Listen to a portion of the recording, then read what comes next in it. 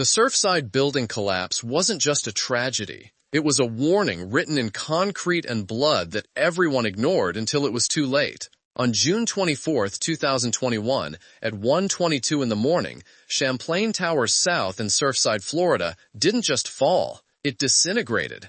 98 souls vanished in 12 seconds. But here's what keeps investigators awake at night. Every single sign was there. Every warning was documented. Every crack was photographed. Every structural concern was filed away in reports that no one wanted to read because reading them would have meant admitting the terrifying truth, that the building they called home was dying beneath their feet. You've walked past buildings like this. You've lived in places with cracks you told yourself were normal. You've seen water stains and thought nothing of them. But what if every ignored puddle, every dismissed crack, every postponed repair was a countdown to catastrophe? This isn't just about Surfside. This is about the invisible decay happening in towers from Miami to Manhattan, and the uncomfortable question no one wants to answer: how do you know your building isn't next? The story begins decades before the collapse, back when Champlain Towers South first rose from the beachfront in 1981. It was the golden age of Miami development, when condominiums sprouted along the coastline like palm trees. Champlain Towers South wasn't the tallest or the flashiest, but it was solid, or so everyone believed. 12 stories of reinforced concrete, 136 units built on reclaimed land where the Atlantic Ocean once crashed freely. The original residents moved in with pride. They barbecued on balconies. They watched their children play in the pool deck below. They fell asleep to the sound of waves. For 40 years, this building was home, community, the backdrop to marriages and birthdays and quiet morning coffees overlooking the sea. We all know this feeling, that sense of permanence, that belief that the walls around us will stand forever. But permanence is an illusion, especially when you build on sand. Champlain Towers South was doomed from the moment they poured the foundation. The building sat on reclaimed swampland, barely above sea level, in one of the most corrosive environments on Earth. Salt air, rising tides, seasonal flooding. Every day, the ocean waged invisible war on the concrete, and the concrete was losing. By 2018, 3 years before the collapse, engineer Frank Morabito conducted an inspection that should have stopped everything. His report documented major structural damage to the concrete slab below the pool deck. He found abundant cracking and spalling when concrete breaks apart and exposes the steel reinforcement beneath. He noted that waterproofing had failed, allowing water to pool and seep into the structure. And here's the phrase that haunts every engineer: failed to be properly sloped to drain. For 40 years, water had been collecting where it should never have been, slowly destroying the building from the inside out. Morabito recommended major repairs. The Condo Association received the report, discussed the cost, $9 to $12 million, and scheduled more meetings. They formed committees. They argued, and the building kept dying. By 2020, the warnings were impossible to ignore. Residents reported strange sounds in the night, like thunder underground. A woman on the 9th floor complained about cracks appearing in her walls, growing wider every month. Another resident noticed chunks of concrete falling from the parking garage ceiling, leaving exposed rebar that rusted orange in the humid air. The pool deck developed sinkholes. Water pooled in places that used to be dry. One man took photos and posted them online, asking if this was normal, if he should be worried. Other residents told him every building had issues, that he was overreacting, that repairs were scheduled eventually. We've all done this. We've all rationalized away the signs that something is terribly wrong, because confronting them would mean disrupting our lives, spending money we'd rather not spend, admitting that the solid ground beneath us might not be solid at all. The psychological term for this is normalcy bias, the assumption that because disaster hasn't happened yet, it won't happen at all. But concrete doesn't care about assumptions. Physics doesn't negotiate. And on June 24, 2021, the bill came due. Let's talk about what actually happened that night. At approximately 1:10 in the morning, a resident in the building next door heard what she described as a wall of white dust falling, followed by a sound like a tornado. Security footage captured the moment at 1:22 and 17 seconds. The center section of Champlain Tower South simply dropped, pancaking floor upon floor. The collapse took 12 seconds. 12 seconds for a 40-year-old building to transform from home to tomb. 12 seconds for 98 people to be crushed, suffocated, buried alive in darkness and dust. Some were asleep. Some were awake, perhaps hearing the groaning of the structure in its final moments. One man called his wife, who was traveling, and said the building was shaking. The line went dead. A woman texted her husband that she heard a terrible crash from downstairs. She never texted again. A boy was pulled from the rubble alive after 16 hours, asking for his mother. She was never found. These weren't statistics. These were people who believed they were safe. People who trusted that someone, somewhere, was ensuring their building wouldn't kill them in the middle of the night. That trust was betrayed by bureaucracy, by delayed decisions, by the seductive lie that everything would be fine until next year.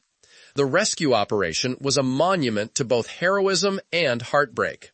First responders arrived within minutes to find a scene that looked like a war zone. Half the building was simply gone, leaving a cross-section view of apartments that still had furniture and pictures on the walls, but no floor beneath them. Teams from across Florida descended. They brought dogs and drones and listening devices.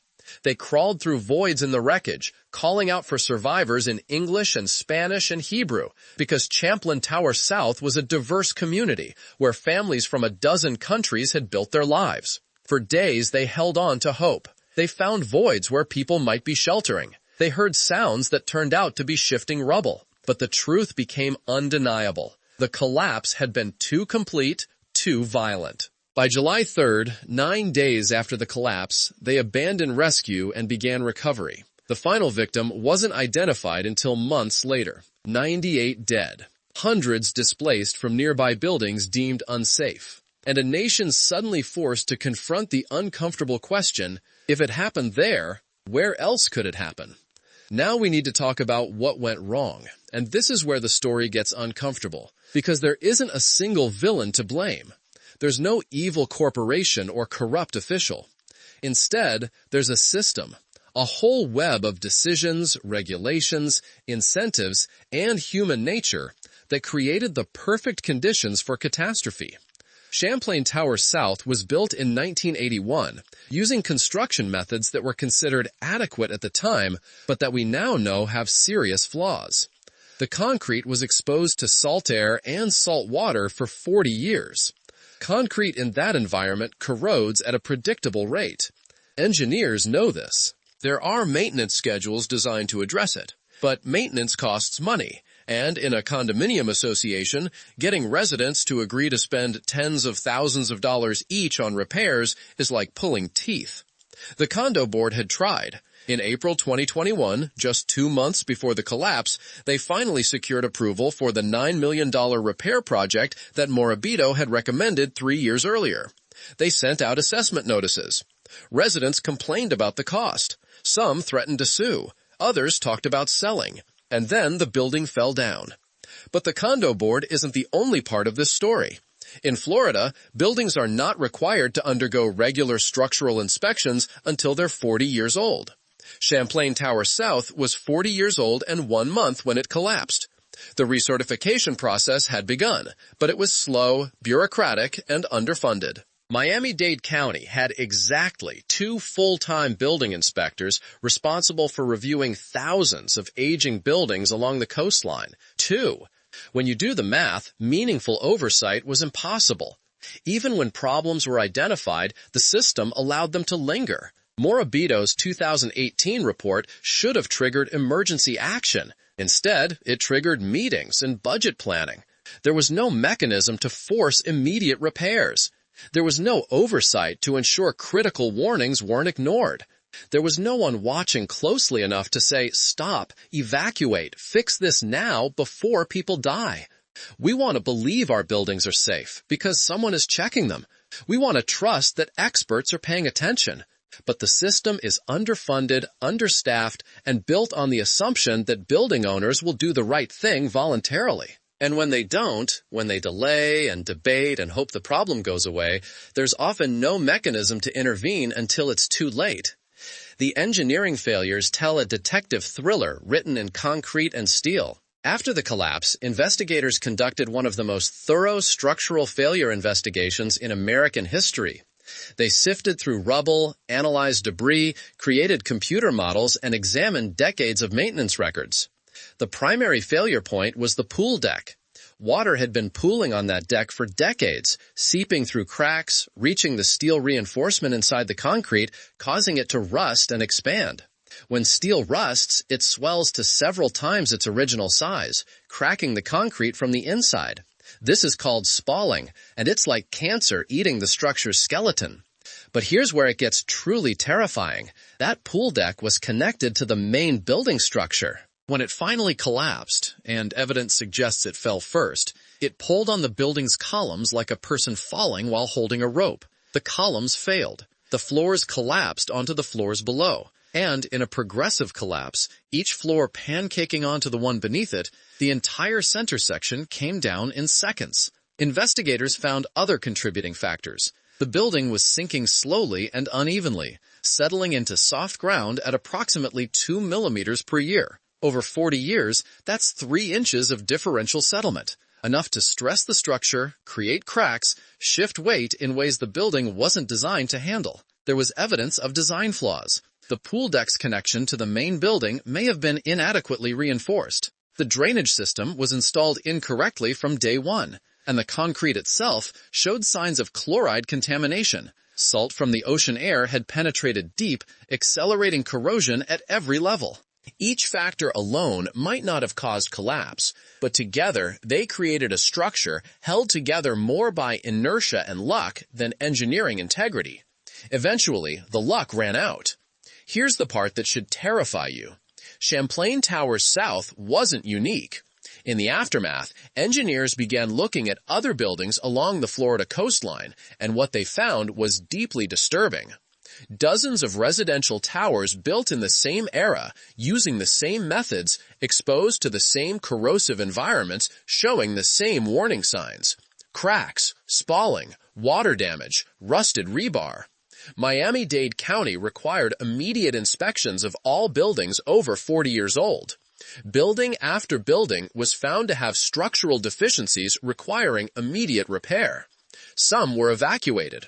One building in North Miami Beach was deemed so dangerous that residents were given hours to leave, possibly forever. Suddenly, Surfside wasn't an isolated incident. It was a symptom of a much larger problem. The question isn't whether more buildings will have problems. The question is, which ones? And will we act in time? This crisis extends beyond Florida. In New York, Chicago, Boston, San Francisco, anywhere you have aging concrete buildings exposed to weather, you have potential for similar failures. Some buildings will last another 50 years with proper maintenance. Others are ticking time bombs. From the outside, you often can't tell which is which. That beautiful tower could be solid, could be crumbling inside. We've built our cities on the assumption that concrete lasts forever, and we're discovering that forever is a much shorter time frame than we thought. Let's talk about money, because that's what this comes down to. Champlain Tower South needed approximately $9 million in repairs. Split among 136 units, that's roughly $66,000 per owner. That's not pocket change. For many residents, especially retirees on fixed incomes, that kind of assessment is financially devastating. Some can't afford it. Others can afford it but resent paying it. And therein lies the fundamental problem with condominium associations. You're asking people to voluntarily pay huge sums to fix problems they can't see, based on reports they don't understand, to prevent disasters they don't believe will happen. It's human nature to hope the problem will go away, to believe that experts are exaggerating, to think we can wait one more year. But concrete doesn't wait. Corrosion doesn't pause because you're hoping for a better budget year. And by the time problems become visible to non-experts, it's often too late to fix them safely or affordably. The bitter irony is that if repairs had been made in 2018 when Morabito first recommended them, 98 people would still be alive, and the total cost would have been less than the $9 million eventually approved. The legal aftermath has been brutal and complex. Families of victims filed lawsuits against the condo association, against engineering firms, against construction companies that worked on nearby projects, against anyone who might bear partial responsibility. The cases sought billions in damages. In September 2022, a settlement was reached, over $970 million divided among victims' families and survivors. That's approximately $10 million per life lost, though no amount of money can truly compensate for the horror of being buried alive or the grief of losing loved ones in such a preventable tragedy. But the lawsuits also revealed disturbing details about what was known and when. Email exchanges showed residents had been raising alarms for years. Meeting minutes revealed debates about whether repairs were truly necessary or could be postponed. Engineering reports documented problems that were never adequately addressed. The picture that emerged was one of institutional failure, not criminal negligence necessarily, but a systemic inability to translate technical warnings into urgent action. And here's what makes this even more disturbing. In retrospect, almost everyone involved did what seemed reasonable at the time. The condo board members weren't villains. They were volunteers trying to manage a complex building on a limited budget. The engineers issued reports with clear warnings, but they used technical language that may not have adequately conveyed urgency to laypeople. The residents who pushed back weren't being reckless. They were protecting their financial interests. The regulators weren't intentionally negligent. They were understaffed and overwhelmed. In other words, the Surfside collapse wasn't caused by a few bad actors. It was caused by normal people making normal decisions within a fundamentally flawed system. And that's what makes it so terrifying, because it means the same thing could happen anywhere, anytime, to anyone. It means that right now, there are condo boards debating whether to approve expensive repairs. There are residents pushing back against assessments. There are engineers issuing reports that won't be acted upon quickly enough. And somewhere, a building is dying. The survivors carry wounds that don't heal. Those who escaped did so by chance. They happened to be in the part that remained standing. They happened to be awake. They happened to be near exits. One woman ran to the balcony and saw the entire center section was gone, just gone, leaving a crater where her neighbors had been sleeping. Another resident grabbed his children and ran downstairs, not knowing if the rest would collapse. Many survivors developed trauma, anxiety, depression. They can't sleep in tall buildings. They startle at loud noises. They obsessively check structural reports. And they carry the guilt of survival. Why did they live when their neighbors died? The collapse devastated the broader community. Surfside is a small town, fewer than 6,000 residents. Everyone knew someone in the building. Memorial services stretched on for weeks. The town square became a shrine. The rescue workers who crawled through rubble were traumatized by what they found and couldn't find. Many later sought counseling. Some left the profession.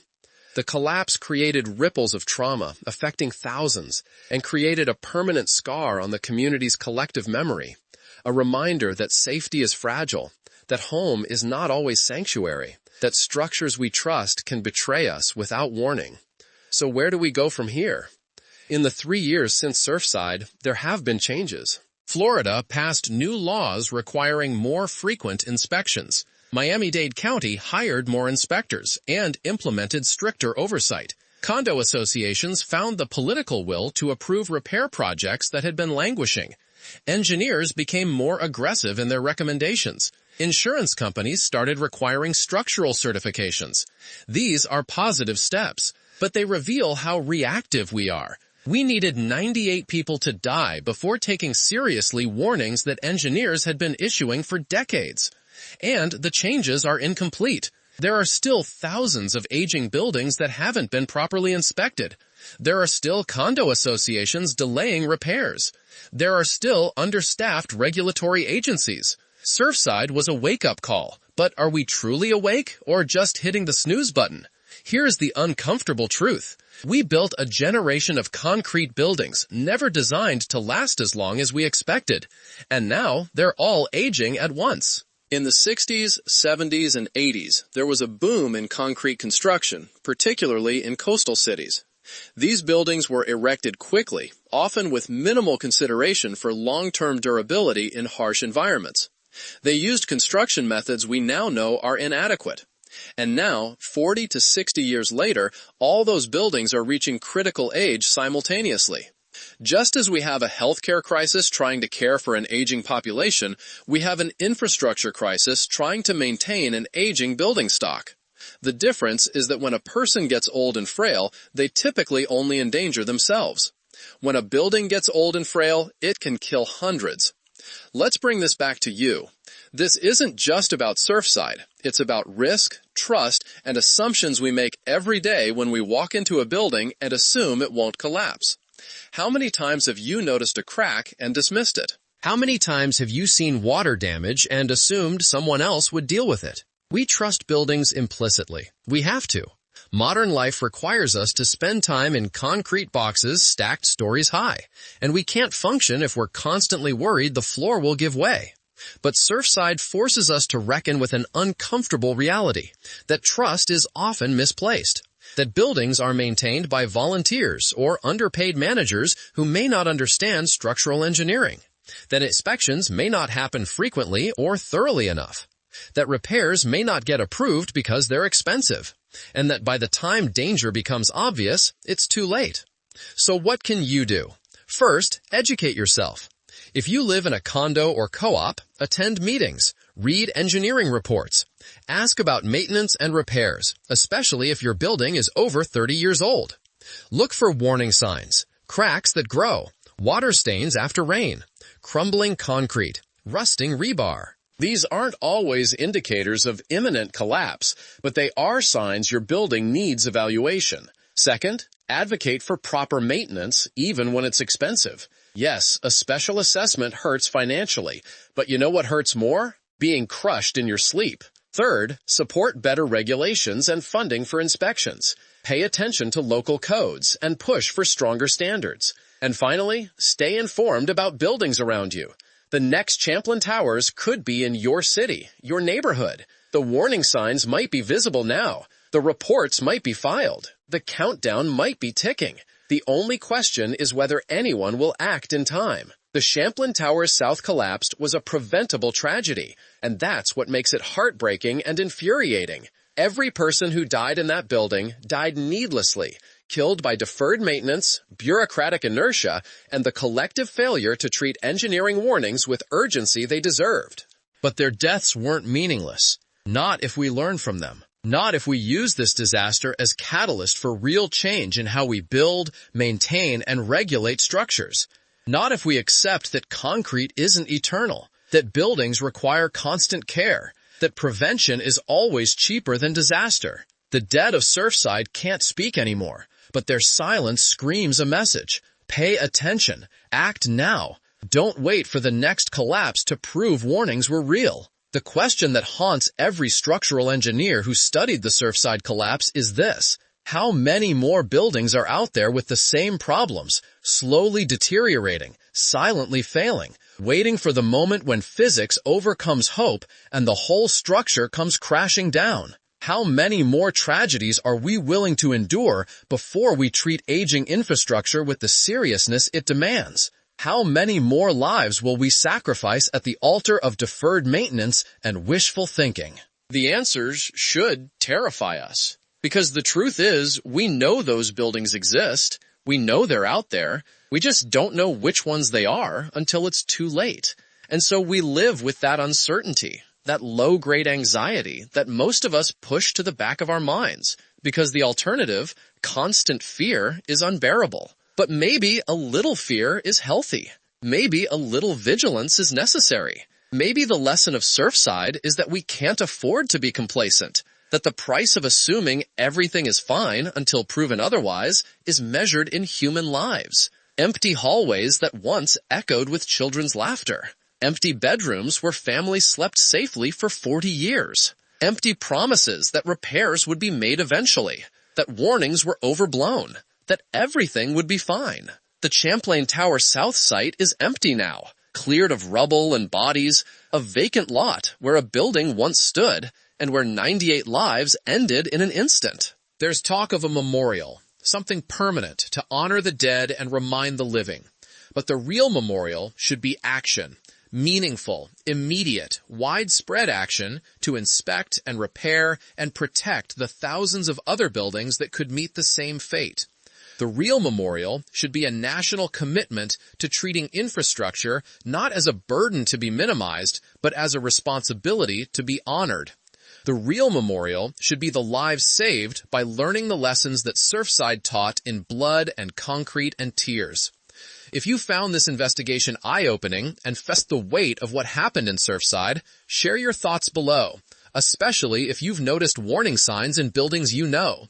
And if you want to understand how tragedies like this connect to broader patterns we ignore until it's too late, subscribe now, because the next story might reveal what's crumbling beneath our feet in cities across America.